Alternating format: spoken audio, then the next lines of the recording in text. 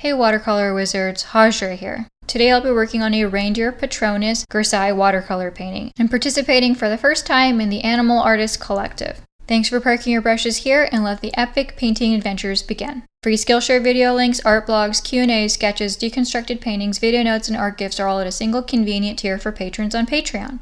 I'm using a Prussian blue pan from Schmincke and a Payne's gray pan from Sennelier. And I also have some white gouache out, but I'm actually not going to end up using it anywhere. An aluminum palette, which I recently acquired, which is very inexpensive, and it's very light, it won't break, it won't rust, easy to pull out for something small that has a few colors. A Magnani Portofino watercolor hot pressed round block of paper, and my brushes include a few rounds and an angle brush. So I start out wet and wet with the Prussian blue paint by Schmincke, and it's just a lovely low intensity blue color that's great for a grisaille or value underpainting. And since this very much has that type of look for this piece, it was a great color to pull out. And the colors do fade back a little bit, but I have noticed that these artist grade paints do fade back far less than student grade paints or something like Inktense blocks. And that's because there's a higher pigment to binder ratio with these pans by Schmincke or Sennelier. So there's just a lot more color that you're depositing with each stroke. And so when it dries, it doesn't fade back as much. But when you get student grade paints, there's more binder and fillers because it's cheaper. And when you get something like Inktense, they're using a stronger binder and more of it to make it waterproof on the page. So as a result of that, the pigment quality suffers. And on top of that, they're using dye-based colors and not pigment-based colors like you get with these fine artist watercolors. So as I'm putting this in wet and wet, I'm trying to follow the shape of the musculature, and I'm looking at my reference and also following my drawing. And I got the reference off of Pixabay. It was a free picture, and I'm going to make my sketch and also the photo available on Patreon for my patrons if you want to do a reindeer study of your own. And it's nice to just let the wet and wet do its thing a little bit as I put in these strokes, because as long as I follow the shape of the muscles and the tendons and ligaments in his legs, it'll mostly just end up looking fine. And reindeer do have this peely fur coat at different times of the year, so there's a lot of easy texture that I can sort of throw in here and it makes sense for this animal. I found basically that if you're doing any kind of fur or any kind of hair, the wet and wet is a great place to start.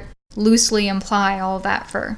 And because I'm only going to be using two colors for this painting, the Prussian blue for the moon and the reindeer, and Payne's gray for the night background, it's going to be mostly like a grisaille, which is a value underpainting. And if you know anything about me, you know that I have loved and shared grisaille for years as an old technique in my videos. And that's because it's really helpful if you're working in glazes. If you're going to do another color over top, if you have the value done already, it might prove useful for a tougher subject. You don't always have to do it, but it is a useful technique to have on hand if you're doing something complicated that needs high value contrast.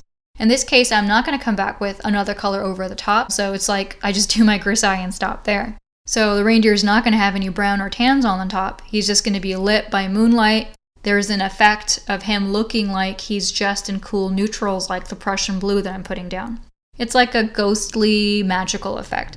And I'm going to do more wet and wet for the neck area and just dropping in the color so it follows the contour of his body, so it curves along the neck. It's not going to be flat lines. So I'm going to do the same thing for the fur pattern on his face. I'm putting the paint into wet paper so it'll bleed and give me soft edges, but I'm going to still want to apply it conforming to the patterns and the contours of his face around his eyes and muzzle. And as I get closer to his eye socket and eye, I finally switch to wet on dry, putting the paint onto dry paper and then softening my edges as needed with my second brush that is just clean and damp. And don't forget to watch my often mentioned, probably over-mentioned, blending and softening edges video if you want to see real time what my various blending techniques are. And right now this looks quite sufficient, but once I put in the dark night sky later, it's going to look much lighter in relation to that sky, so I'll have to come back and darken him up all over. And that can be scary with watercolors because there's a fear that the earlier work that you did will be ruined if the later layers don't go down as well, but that's just a risk you have to take if you want to adjust your values. When I first started painting years ago, I was always too nervous to adjust value layers later, so I have a lot of lighter paintings from that time But now I try to just brace myself and darken up a piece as needed with further layers. And the more I do that, the less scary it becomes. So I hope that gives you some comfort. The more you layer with watercolor, the more comfortable you will get with it. And I just love doing his little nose area. Ruminants and ungulates have such adorable muzzle areas. So I'm participating for the first time in the Animal Artist Collective. The other participating artists include, in liquid color, Jennifer Charlie, Eve Bolt, Sade Saves the Day, Meow Meow Kapow, Amy Howard Art, Mary Sanchez, Visual Mind, Arlie Bean, Jeanette Andromeda, and now me, because I'm also participating. And if you know my channel already, then awesome. And if you don't, and if you found your way here as a result of the Animal Artist Collective, then welcome to my channel of watercolor and wizardry. I do original art and master studies here. I cover old masters techniques like Grisaille, and the mediums I work in are watercolor, gouache, and ink. So I hope you enjoy my video, and make sure you check out the others that are a part of the Animal Artist Collective. You can see the links to the other participating artists' channels below in my description box, and you can also find some more info about the AAC down there. So this round for the AAC, the theme was Arctic animals, and I chose the reindeer. And I noticed when I went to do the night sky background that this paper had a very water repellent and thus watercolor repellent surface, more than my Arches and Fabriano hot press papers. And you can see me pull out little scraps of Arches hot press watercolor paper and also a scrap of Strathmore mixed media paper, and both of those papers don't repel the water or the watercolor paint from Schmincke or the Sennelier colors. So that confirmed that it really was just an issue with the round watercolor block paper itself.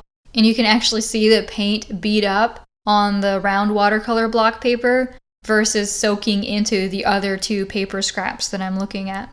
And I've only used it once before on my Russian castle and flying ship painting, and with that piece I used mostly watercolor pencils, so I didn't notice until this time around that this is definitely a lower quality paper than both my Arches and Fabriano papers. And so you'll see me battle the repellent quality of this paper the whole time I put in the sky. And it's really just a result of the paper being smooth hot press and then the manufacturer applying too much gelatin sizing to the surface. So it can actually be fixed by wetting it all over once or twice with water before adding any pigments or paint. Wetting it thoroughly will just penetrate the skin of that sizing and make the paper more amenable to paint washes and absorption after that. And I sort of pushed through softening and penetrating the sizing with the wet paint itself because I wasn't anticipating that this was going to have all that extra sizing, and so I was already applying my paint. But it would go easier in the future if I just wet all of this with water first before I even start painting, so I'll do that next time if I use this paper. And I'm wearing my red half mittens to paint to prevent smears, since it's really tricky to paint on smaller round paper, but I thought it was really fun that just like the reindeer, they suit the winter season ambiance. I'm glad I decided to do the background sky in Payne's Gray because it is much darker than the Prussian blue that I used on the reindeer, but the Payne's Gray still has more of a blue identity to it than an ivory or carbon black would have. And so it just gives it a lot more mood and character. And I did initially try to glaze the background with the Prussian blue underneath the Payne's Gray, but I switched to just the darker Payne's Gray when I was getting really annoyed by the repellent excess sizing issues of the paper. And putting the Prussian blue under it would have given it a little bit more blue quality, but I think it worked out fine. I can still see plenty of blue in the Payne's Gray.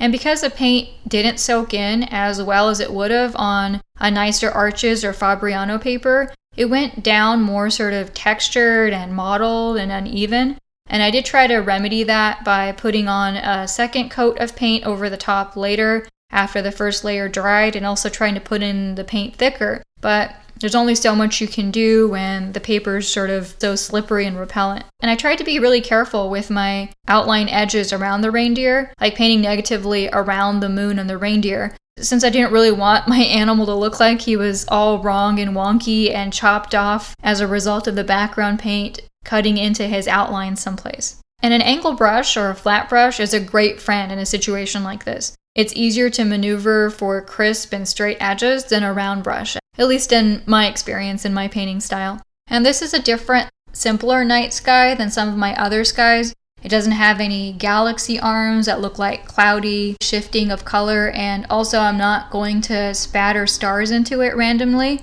I'm just going to add in a few deliberate stars later. I wanted it to be more dark and clean and less busy, so there wasn't too much competition with the reindeer and the moon, because everything's up in the sky and it's a really small round composition, so I didn't want it to get too sort of crazy busy. And another way to do this same piece would have been to do the background all dark and fast in 2 layers all over first, and then come in and paint the reindeer in a white gouache paint over the top in an additive method. And that way you'd be going from dark to light because the white reindeer highlights would come in later. However, I used the harder and more tedious subtractive watercolor painting method instead because I wanted to preserve the white of the paper for the brightest highlight effects. I actually put out some white gouache on my palette at the beginning and then decided I didn't want to use it and just ended up working with the white of the paper. And you can go either way. It depends on if you want a fully transparent watercolor piece or a mixed watercolor and opaque watercolor or gouache piece, and also what feels easier to you. So to recap, I did this piece in 3 days, spending an hour and a half each day probably. And for the first day, I just did a leisurely freehand sketch and left it alone so I could look at it with fresh eyes the next day. And for the second day, I did the first pass of Prussian blue to sculpt the reindeer in paint and also the background sky in Payne's Gray, and you just saw that part. And now we're on to day 3, where I've come back to darken up the reindeer with more Prussian blue. And I want him to look all lit up and magical, like a Patronus in the sky, but I also want him to not look washed out, adjacent to all that dark Payne's Gray in the background. So I'm going to spruce him up with more Prussian blue. And so I'm going to add some value contrast to his antlers and face and body, and it's actually going to make him glow more, not less, and this is because the illusion of glowing light is always created in a painting via the juxtaposition of darkest darks and lightest lights. So you need that super dark next to your remaining super lights to make them really pop. And you're also going to see me neatening up edges, and the caribou, just a little bit of the Prussian blue will blend into the darker Payne's Gray next to it. And the other thing I'm doing is softening the Payne's Gray paint edges with just a damp brush in some places, so it'll look like the animal's form is sort of just emerging from the dark background rather than it being a full cutout. And I'm not going to do that too much. I'm okay with him looking more separate from the background because I'm implying that he has a glow of his own as some kind of magical reindeer or Patronus. So I am going to limit those soft and lost edges that will make him merge into the background. And I confess it's because I couldn't resist the idea of a Reindeer Patronus flying in the sky. Because I was thinking of, the Santa Christmas thing, a reindeer flying in the sky and pulling the sleigh. And then I thought, hey, how about a Reindeer Patronus? And that's how I ended up with this piece. And I was going to do a full moon in the background, but then that would have made it so that the reindeer would be a dark silhouette against it in the front, and I didn't want to do that. I wanted him to have more detail, so I decided instead to go for a crescent moon. And also that the C shape of the moon would partially frame the reindeer and also echo the C shape in his antlers. And I also tried to angle the reindeer a bit more diagonally so it would end up looking more dynamic. And once I decided that I wanted a moon of any sort, just when I was planning the piece, I also thought it would be a good idea to use my only round watercolor paper. And that way I could have the curving C shape from the antlers echoed in the crescent-shaped moon, and also the curves then framed with the whole curving circle in the shape of the paper. So the whole circular thing becomes a thematic part of the composition. So reindeer and caribou refers to the same genus and species, Reindeer Patronus. And reindeer is a Norse word and is more used in Europe, and it means horned animal. And caribou is a French word that is more often used in North America, and it means snow shoveler, because caribou or reindeer have these amazing hooves that can allow them to paw the ground and dig up snow and climb snowy terrain and everything.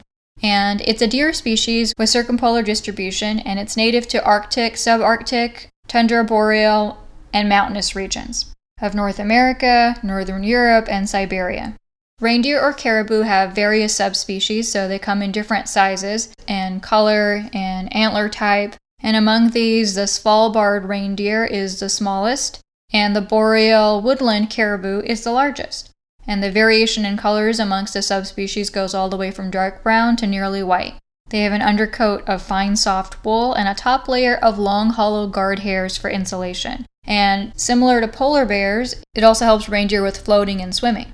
And reindeer have the largest antlers of all deer species, and males can get antlers up to 53 inches long, which is ginormous. Bull reindeer have antlers that are the largest of any other deer species after moose. And they're the only cervid or deer species where both sexes grow antlers. And these antlers grow and fall off every year, unlike horns that you can see in animals like goats or sheep. New antlers are in velvet when they first come in, with the skin and blood vessels and soft fur growing over them initially, until that dries up and starts to rub and fall off. Male and females shed their antlers at different times. Males drop their antlers in November and are bareheaded until the spring, whereas females keep their antlers through the winter until calves are born in May. And that helps females defend themselves and their young from anybody else that's aggressive. So if we think about it, all of Santa's reindeer, including Rudolph, had to have been a lady. If they're going on a sleigh ride during Christmas and that's the winter time, then only female reindeer would have antlers during that time. So if anybody brings up Santa's reindeer during this holiday season, make sure you can be a smarty pants know-it-all and mention to them that all of those reindeer have to be girls. And if they're annoyed, just tell them it's my fault. Reindeer also have hairy hoofs for warmth and grip. They end up having spongy foot pads on their really broad and flat hooves during the marshy, warmer seasons, and when it gets to be really cold, it gets thinner and harder, so they can have much more insulation against the cold snow and ice that's going to be beneath those hooves during the winter. They also have extra dew claws, and that's for extra grip and climbing in the rough terrain that they live in. And they grow a lot of hair, including under their feet and on their noses, unlike any other deer species. Because they are ruminants, they eat a lot of plants, and that would include lichen and mosses and grasses, shrubs, leaves, and they do have a special enzyme that helps them digest lichen in a way that other animals would not be able to. And I actually was lucky enough to see 2 small reindeer in person at the Academy of Sciences a few years ago around Christmas, because they had them up for the holidays. And both of those reindeer were, of course, females because they had their antlers during December when I saw them.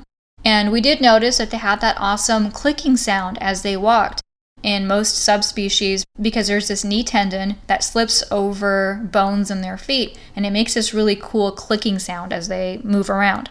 And when it comes to their eyes, they're also really cool, and they change color throughout the year from brown to gold to blue, and that's to adapt to the different conditions that are around them. And reindeer can actually see in an ultraviolet range, and that would make them much more powerful at identifying something like urine or fur, which is visible in sharp contrast in the UV range, but not visible in normal human wavelength ranges. And sadly, some reindeer subspecies are already extinct, and other extant reindeer are also vulnerable to climate change and human destruction and hunting, to various predators including bears and wolves, and also mosquitoes or brainworms that kill way more than the larger predators. And hopefully this video and artwork for the AAC will help raise awareness and support for reindeer. And again, you can buy this artwork from me by contacting me via email or messaging on Instagram or Patreon, and I will donate 50% of my proceeds to the World Wildlife Fund or the National Wildlife Federation, 2 organizations that I already donate to annually. The moon is not its own light source. It's just reflecting light from the sun. So I'm okay with giving the moon merging lost soft edges. So I went and softened that edge all around the inner part of the crescent. Just that damp brush is going to let me shift some of that Payne's gray from the background into a softer edge on that side of the moon. And that's going to give it some more verisimilitude. And I'm going to do a little bit of the same for the outline on the outer side of the moon too, but I'm going to make it much slighter. I want the outer lit edge of the moon that's receiving more light from the sun to just look more crisp and hard-edged. Add in some moon craters and blemishes, and I do this wet and wet to start them and then wet on dry later. I'm also going to put in a glaze of Prussian blue along the merging shadow edge. There should be a gradient where it's going from a lighter to a middle to the very dark as it fades into the dark side of the moon. And last, I'm going to come in with a white ink gel pen and dot in some stars. I'm only going to put in a few, and I'm not going to spatter them randomly because I don't want them to compete with the moon and the reindeer in the sky, but I still want them to not look too contrived. So putting them in clusters instead of single lone dots is going to help with that. And also putting in bigger and smaller star dots is going to help with that. So those are 2 ways to make your stars look less stilted if you're doing them without spattering. And when I put in my stars, I was trying to pay attention to where a glint of some shimmery star sparkle would help my piece. And I was trying to think of areas where I wanted to pull focus or maybe imply some kind of movement. Maybe his breathing or shaking his head and antlers or his running was causing this cool sort of stardust effect. And so I focused these stars around his antlers, his hooves, and also where I felt like he would have, a huffing breath. He's ready to light up the night, save Harry Potter from some Dementors, or just to pull Santa's sleigh. Well, Wizards, hope you enjoyed this Reindeer Patronus Grisaille watercolor painting. Please like, comment, subscribe, and check out my website link, Skillshare, and Patreon page to support my art and art channel below. And don't forget to check out the other videos and art projects from the Animal Artist Collective. The links are in my description box below. Thanks for parking your brushes here, and wishing you all fantastical painting adventures.